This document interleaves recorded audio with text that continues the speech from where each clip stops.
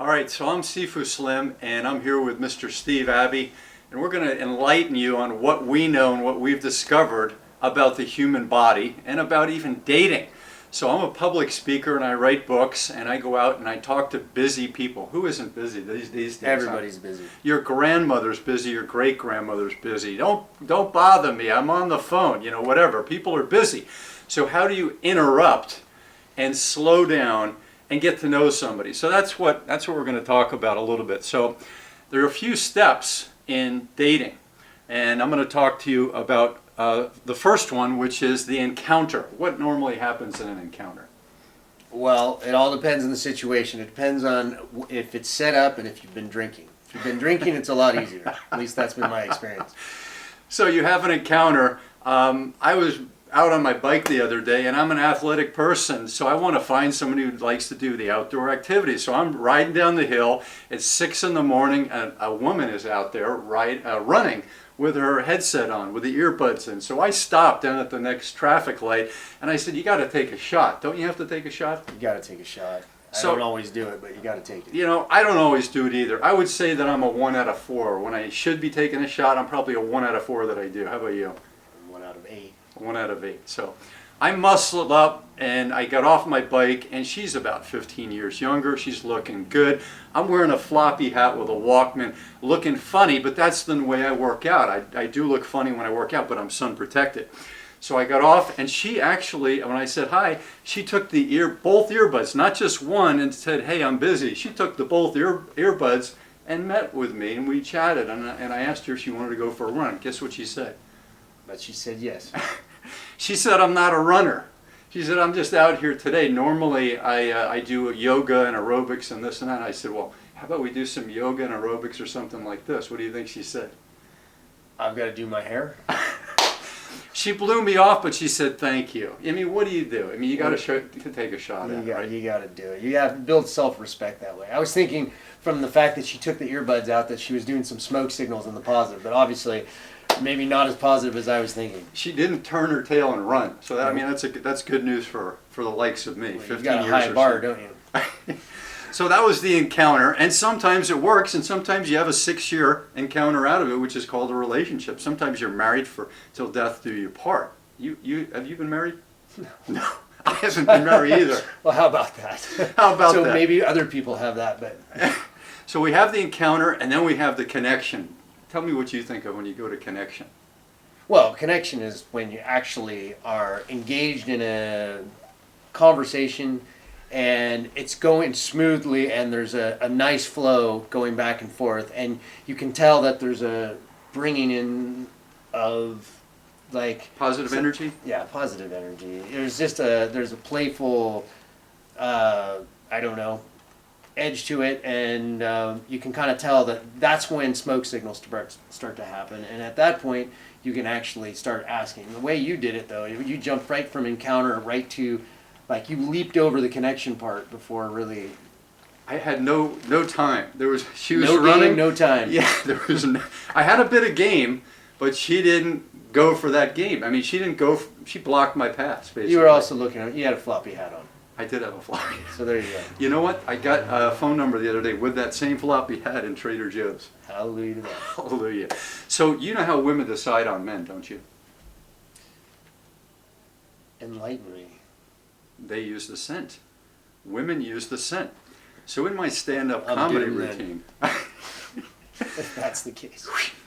So in my stand-up comedy, I do this one about everybody out there knows how women decide on their men, whether they're in their bar, even if they're in the horse stable, and somebody walks up and he's smelling pretty good. They use and they say their nose. Yep, the scent. They use the olfactory process. And then they go home and they post us, "Oh, I just met this new guy." They don't tell their friend that they sniffed us because it's all in the unconscious mind. But they tell their friends, "Oh, I met this new guy and he and I have hit it off and we're going to go out on a date and this and that. We exchange emails and numbers. We're going to become Facebook friends." And you know what her friend is thinking? Her friend is thinking, "I can't wait to meet that guy because I want to sniff him." So that's what they say. Anyway, so connection, and then there's the follow-up. Okay. How about the follow-up? Explain to me what the normal follow-up might be, or a circumstance of follow-up. It stands for follow-up? Well, you if got you a have a connection. connection, you have to establish how you're going to follow up. So phone number, email, meeting at some place at some time. So then you just need to, when it feels right, send email, text, call. If they don't give you the phone number, is that a bad sign? They give you just the email? Not a great sign. Not a great sign. So you have the follow-up. It's an anti-smoke signal. Anti-smoke signal, yeah.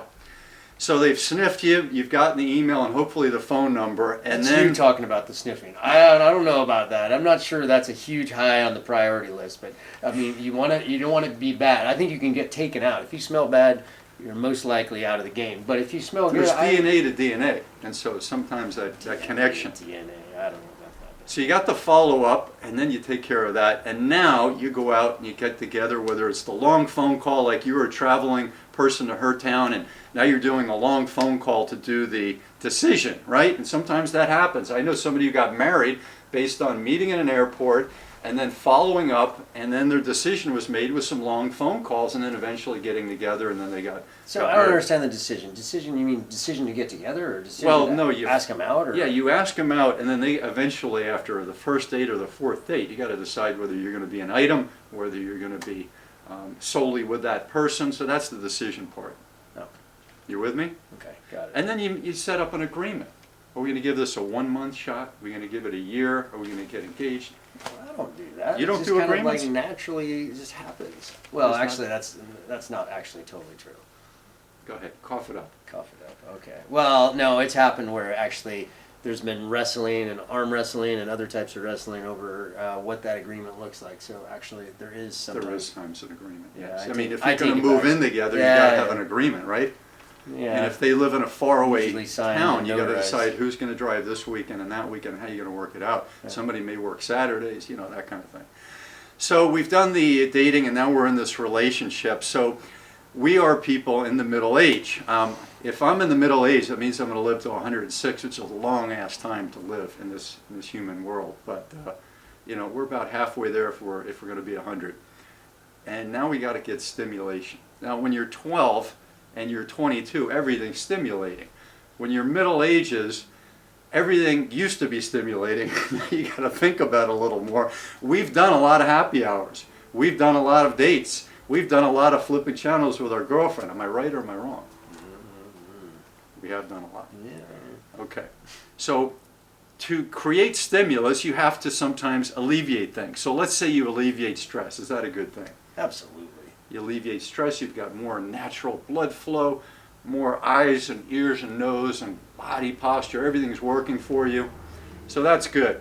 And then you have busyness. I know somebody who managed the business here locally, and she confided in me that she lost 3 different husbands because she was a workaholic. She was always in the office, always saying she'd be coming home for dinner at 5 or 6, wouldn't be coming home until 8 or 9 or 10 because of the office responsibilities. And her bosses and her owners of her company were really happy, but the husbands weren't, and so they went their own merry way. So that's busyness. And then you have exhaustion. We all know about exhaustion. I mean, we do sports, jiu-jitsu, we work.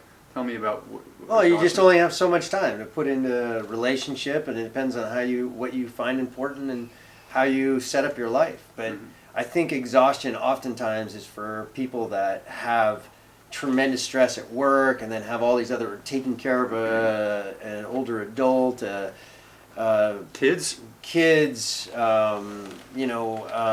participating in nonprofits, a lot of meetings sport, in the evening. who knows? And Church. a lot of it is it's our own creation, and you Yep. just need to choose what's important, and then have that whoever that partner is that they fit into your life, and you fit into theirs. Well, I got a nice lesson this summer. I was up in Victoria, British Columbia. I was doing yoga at 100 degrees, and so what is it, Kundalini? I can't even remember the yoga, but it's the hot yoga. So I'm doing the hot yoga, and I had done it 2 previous times, and the instructor said, "How are you doing in this?" And I said, "The hardest part for me is the emotional part. I'm doing the physical all right, I'm getting heated, I feel the heart pumping, but my brain is going an hour and a half of hot. This is hard." And she told me, just dial it down. And so I dialed down every one of my moves, and then I made it no problem. So that's what you could do with life, is you could dial it down. So think about that. So exhaustion, you're exhausted, maybe you're not sleeping properly, you might be sleeping too much, which can cause exhaustion. So dial down some of the commitments, dial up some of the wellness activities and the nap and the downtime. And then health, you're stimulated when your health is going well. The Greek word for health is euphoria. So we think of euphoria as a drug, as a high. Well, that's what health is. When you're really thriving, you are high on euphoria. Your mind, body, spirit, all that stuff is connected.